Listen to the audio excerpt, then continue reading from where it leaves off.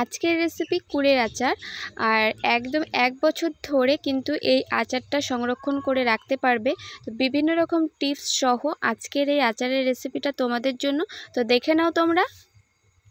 নমস্কার বন্ধুরা, মায়ের ছোট্ট রান্নাঘরে আপনাদের সকলকে স্বাগত জানাই। আজকে আমি তৈরি করব কুলের আচার।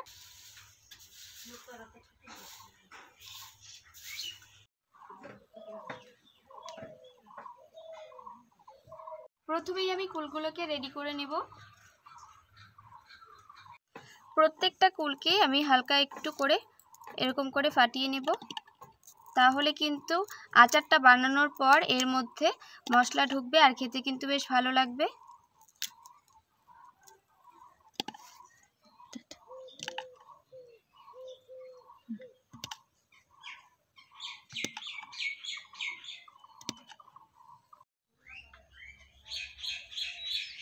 তো বন্ধুরা, সবগুলো কুল আমি রেডি করে নিয়েছি আর উনুনটাও আমি ধরিয়ে নিয়েছি। এবার এই আচারের জন্য মশলাটাকে প্রথমে রেডি করে নেব।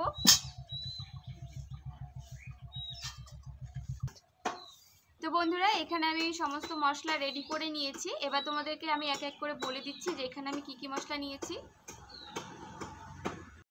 এখানে আমি নিয়েছি শুকনো লঙ্কা, ধনে, মৌরি, গোটা জিরে, 5 ফোড়ন আর তেজপাতা। এবার সমস্ত কিছু আমি শুকনো খোলায় ভেজে নেব। প্রথমে আমি লঙ্কাটাকে একটু ভেজে নেব, কারণ লঙ্কাটা ভাজতে একটু সময় লাগবে।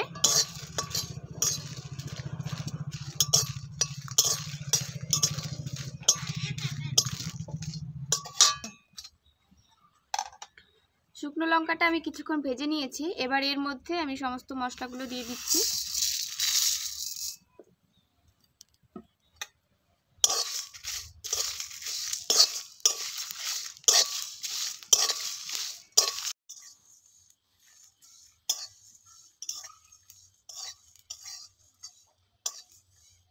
আর এখানে আমি দিয়ে দিচ্ছি গোটা সর্ষে।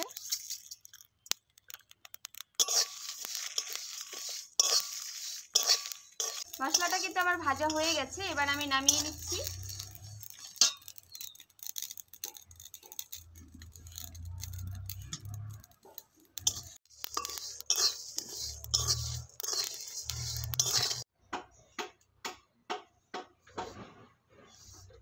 এবার আমি মশলাটা গুঁড়ো করে নেব। তো আমি একটা শিলপাটায় মশলাটা বেটে নিচ্ছি। আর আচারের সবথেকে স্বাদ এনে দেয় কিন্তু এই আচারের মশলা। এই মশলাটা ভাজার পর এবং বাটতে বাটতে এত সুন্দর একটা গন্ধ বেরোচ্ছে। তো বাড়ির প্রত্যেকেই বলছে যে আচার হয়ে গেছে। তো দেখো, মশলাটাই কিন্তু এখনও বাটা হয়নি, মাত্র মশলাটা বাটছি আর বাড়িটা কিন্তু একদম গন্ধে মম করছে। তো মশলাটা কিন্তু একদম গুঁড়া করতে হবে না, একদম প্লেন করে বাটতে হবে না, একটু এরকম আধ ভাঙা ভাঙা থাকলেই কিন্তু বেশ ভালো লাগবে। মশলাটা আমার গুঁড়ো করে নেওয়া হয়ে গেছে। এবার আমি আচারটা বানিয়ে দেখাবো। তো এবার আমি কড়াইয়ের মধ্যে দিয়ে দিচ্ছি কিছুটা পরিমাণ সর্ষের তেল।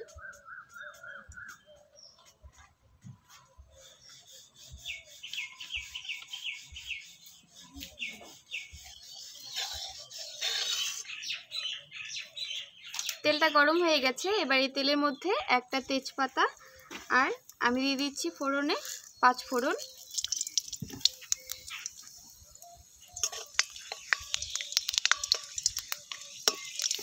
ফোড়নটা ভালো করে ভেজে নিয়েছি। এবার এর মধ্যে এই কুলগুলো দিয়ে দেব।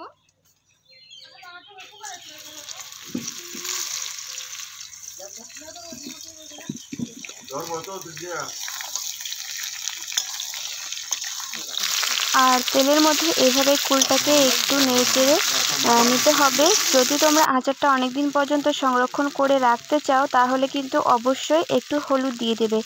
হলুদ দিলে কিন্তু এই আচারটা অনেক দিন পর্যন্ত ভালো থাকবে। আচারের মধ্যে কোনো রকম পোকা ধরবে না, কিছু নষ্টই হবে না আর কি।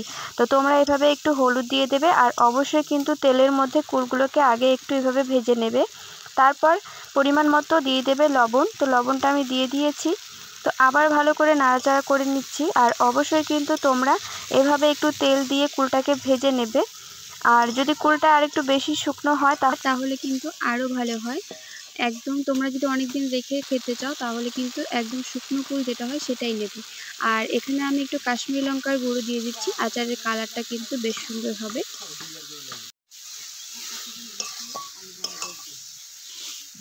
তো তেলের মধ্যে কুলটাকে একটু ভেজে নিয়েছি, তো এবার আমি নামিয়ে নিচ্ছি কুলগুলো। আর তোমরা একবার এভাবে বানিয়ে দেখবে, আশা করছি তোমাদের কাছে কিন্তু ভীষণই ভালো লাগবে। আর অবশ্যই কিন্তু এই টিপসগুলো ফলো করবে। আর এবার ওই কড়াইয়ের মধ্যে আমি কিছুটা পরিমাণ জল দিয়ে দিলাম, আর দিয়ে দিচ্ছি পরিমাণ মতো গুড়। এখানে আমি আখের গুড় নিয়েছি, তো পরিমাণ মতো গুড় দিয়ে দিচ্ছি। তোমরা তোমাদের কুলের পরিমাণ অনুযায়ী আর যেরকম মিষ্টি খেতে পছন্দ করো সেই অনুযায়ী কিন্তু গুড়টা নিয়ে নেবে। তো আমার এই কুলের অনুযায়ী কিন্তু আমি গুড়টা দিয়ে দিচ্ছি। এবার গুড়টাকে কিছুক্ষণ জাল করে একটু ফুটিয়ে নেব।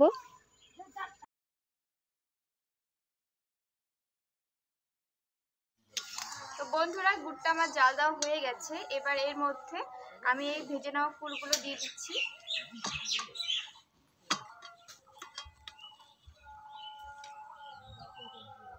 তো এই গুড়ের মধ্যে কুলগুলো দেওয়ার পর আমি আবারও কিছুক্ষণ নাড়াচাড়া করে নেব। তো দেখতেই পাচ্ছ কুলগুলো কিন্তু বেশ সুন্দর লাগছে কালারটা। আর গুড়টা যখন অনেকটাই ঘন হয়ে আসবে তখন কিন্তু এর মধ্যে মশলাটা দিয়ে দেব।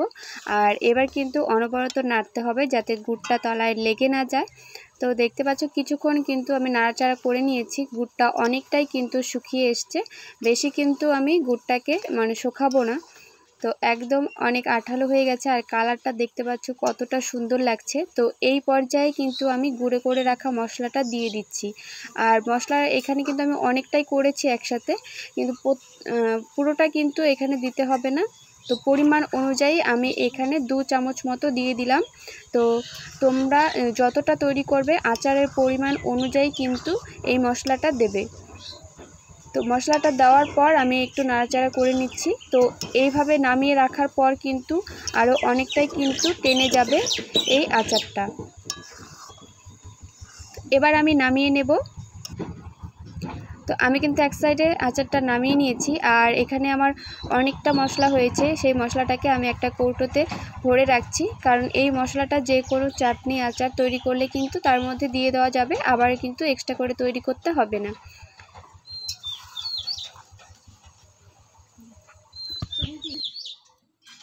তো বন্ধুরা, আচার বানানো আমার পুরোপুরি কমপ্লিট। তো দেখতেই পাচ্ছ আচারটা কতটা সুন্দর হয়েছে, আর কালারটাও কত সুন্দর হয়েছে। তোমাদের কার কার জিভে জল চলে আসছে বলো তো। আর এরকম আচার দেখলে কার না জিভে জল চলে আসে বলো। প্রত্যেকেরই কিন্তু সত্যি এরকম আচার দেখলে কিন্তু জিভে জল চলে আসে। তো যাই হোক বন্ধুরা, এবার আমি একটা প্লেটে সার্ভ করে নিচ্ছি। তো বন্ধুরা, আজকের এই কুলের রেসিপিটা তোমাদের কাছে কেমন লেগেছে অবশ্যই কিন্তু আমাকে কমেন্ট করে জানাবে। ভালো লাগলে একটি লাইক করবে, আর অবশ্যই একটি হলেও প্লিজ ভিডিওটা কিন্তু তোমরা শেয়ার করে দেবে। আর আমার চ্যানেলে নতুন বন্ধুরা এসে থাকলে অবশ্যই আমার চ্যানেলটাকে সাবস্ক্রাইব করে আমার পাশে থাকবে। ভিডিওটা শেষ পর্যন্ত দেখার জন্য সকলকে অনেক অনেক ধন্যবাদ।